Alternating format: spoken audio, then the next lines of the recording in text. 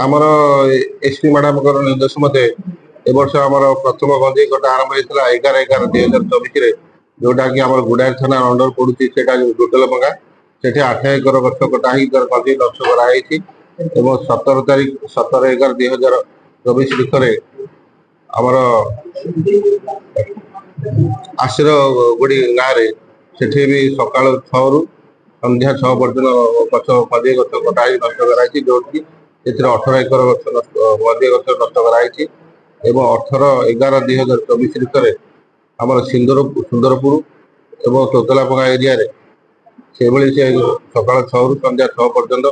गंजेई गछ कटा नष्ट कराई 32 एकर गछ नष्ट कराई।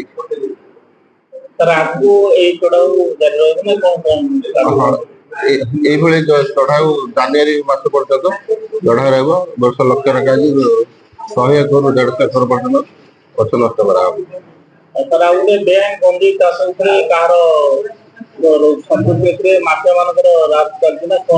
संपृक्ति तो रोचे कि जेहेतु